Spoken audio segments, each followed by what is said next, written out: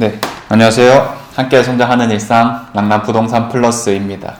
날씨가 갑자기 또 추워졌는데요. 오늘 오랜만에 국밥을 또 먹었습니다. 아무튼 온도 관리 잘 해보시길 바라겠습니다. 최근 대구 부동산 시장이 중반기쯤에 잠깐 또 뜨거웠던 시점이 있었고요. 아무래도 수성구 중심으로 많이 뜨거웠었죠. 그리고 이번 하반기 들어서는 사실 좀 가격이 올라간 것들이 있다 보니까 다시 좀 잠잠해지고 있는 느낌이기도 했습니다. 특히 방학 기간이라든지 이제 추석 연휴를 거치게 되면서 거래량 같은 것들이 많이 뒷받침되지 않는 상황이었었는데요. 최근에 명동 2편안이 또 분양이 나올 거다라는 입주자 모집 공고가 나오게 되면서 이번 10월 그리고 11월 달 이렇게 넘어가면은 또 어떻게 바뀌어 나갈지 궁금한 상황입니다. 그런 것들은 조만간 한번 정리를 해보도록 하겠고요. 자, 오늘은 최근 그래도 거래된 것들이 어떤 흐름을 가져가고 있는지, 그리고 어떤 단지가 거래량이 가장 좋은지 한번 살펴보겠습니다.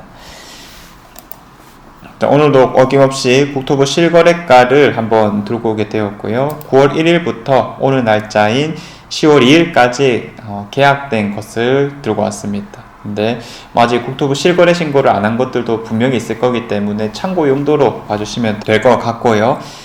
우선은 전체적인 평가를 먼저 내려보자면 아까 말했던 좀 비수기로 인해서 거래량이 그렇게 두드러지진 않았습니다.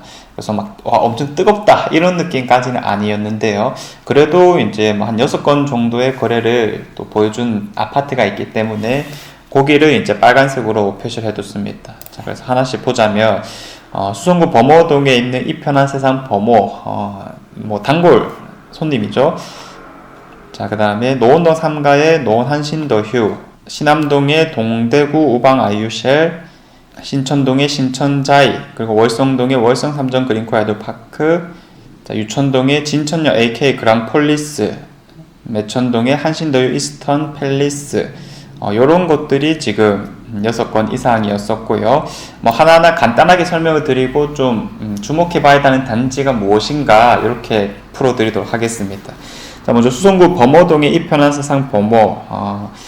사실 수성구를 접근할 때 가장 먼저 살펴보게 되는 그래도 나름 준신축급 이상의 선호되는 아파트다 이렇게 얘기를 하는데, 이거랑 이제 같이 가고 있는 수성 롯데캐슬 더 퍼스트나 아니면 범어소 화성파크 드림 S는 이미 7억을 좀 많이 넘어간 상황이기 때문에 요게 그래도 6억 후반대라든지 아니면 7억 극초반 수준일 때 괜찮다라고 이야기를 하고 있습니다. 그래서 제가 거래량 이런 영상을 찍을 때는 그래도 7자를 넘어가는 건 거의 못 봤는데, 야, 이번 최근에는 이 7자 넘어가는 것들이 한둘 찍히는 거 봐서 확실히 그런 흐름들을 잘 따라가고 있다. 다만 7자를 이제 훌쩍 넘어가는 시점부터는 사실 메리트가 조금 떨어진다라고 볼 수 있기 때문에 매수를 하실 때는 좀 이 거래가 잘 되고 있다는 흐름에 너무 치우치지 않게 행동을 해보시면 좋을 것 같고요. 자, 그 다음에 노원동 3가의 노원 한신더휴, 정말 좀 대구권에서 이 3억대 아파트라고 했었을 때 지금 다 84타입만 하고 있으니까요. 정말 이 가성비 아파트로서 꾸준하게 언급이 되는 곳입니다. 그래서 지금도 저층 같은 경우는 3억 극초반부터 시작해서 3억 중반까지 실거래 내역들이 찍히고 있는데요. 이런 게 좀 신기한 게 같은 단지 안에 25평도 있고 30평짜리도 있고 지금쯤 32평, 33평짜리도 있는데 전부 다 최저가가 3억부터 시작을 하고 있습니다. 그렇다면 이 84타입의 매력도가 훨씬 올라간다라고 볼 수 있기 때문에 지금 이렇게 거래량이 잘 뜨고 있다라고 판단해 볼 수 있겠고요. 17년식의 준신축구 아파트다라고 하는 점이 한몫하고 있습니다. 자, 그 다음에 동대구 우방 아이유쉘, 이 주변에 동대구 이안이라든지 또 동대구 밤도 유보라 이런 비슷한 연식의 아파트들이 상당히 많거든요. 지금 84타입 기준으로 4억 중반대 이상을 조금 찍어 나가고 있는 모습이고, 이안 동대구 먼저 좀 올랐다가 그 다음에 이제 바로 옆에 있는 우방 아이유쉘이 조금 따라가고 있는 모양새입니다.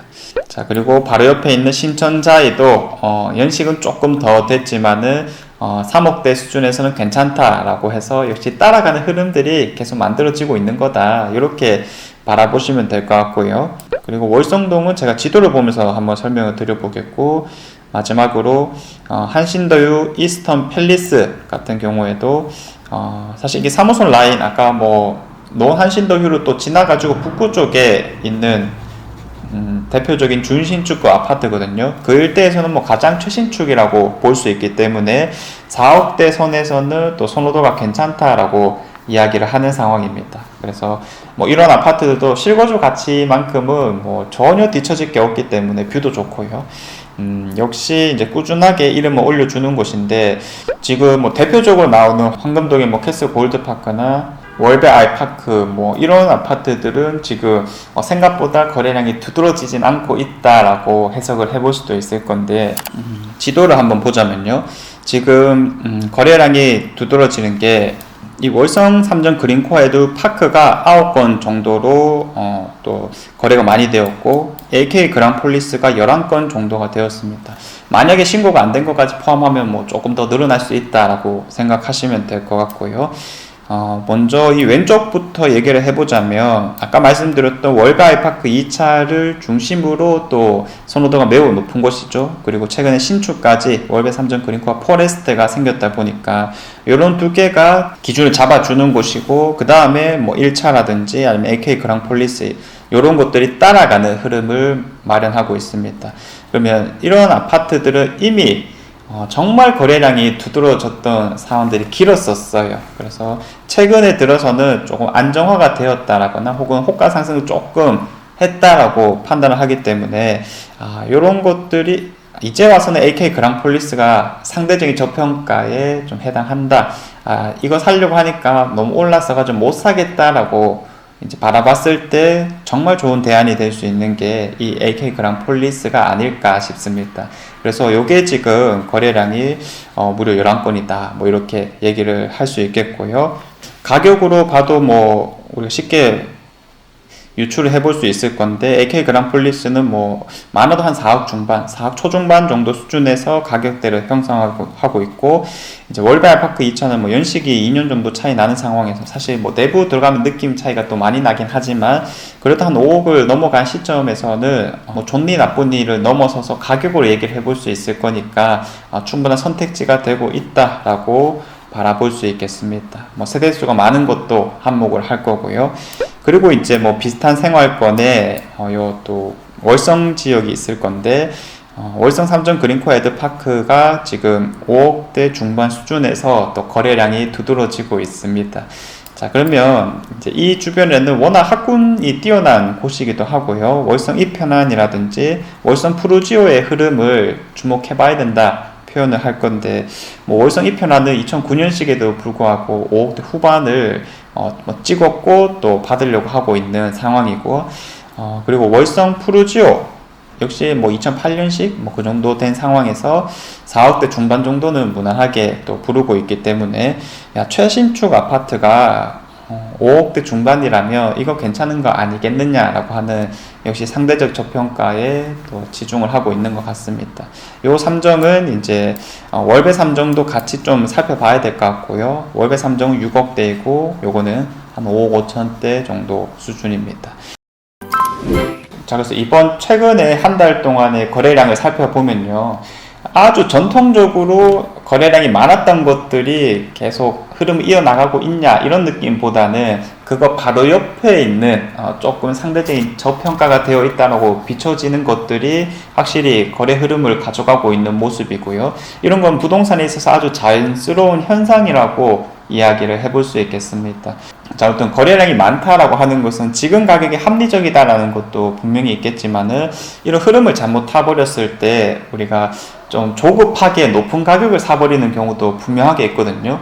갑자기 거래량이 뚝 끊기는 수가 있습니다. 그래서 절대로 조급하게 행동하지 마셔라 이렇게 말씀드리겠고, 항상 이제 최근에 거래된 가격들이 얼마인가, 그것보다 조금 높아지는 듯한 느낌이 들면은 신중하시기를 또 추천드리겠습니다.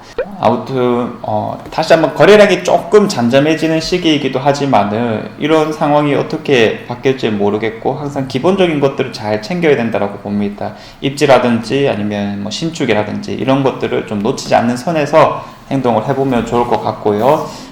저 같은 경우도 유튜브라든지 아니면 뭐 특강 이런 것들로 꾸준하게 또 브리핑을 해드리도록 하겠습니다. 자, 이상 제가 준비한 내용은 여기까지이고요. 내일도 좋은 내용으로 찾아오도록 하겠습니다. 감사합니다.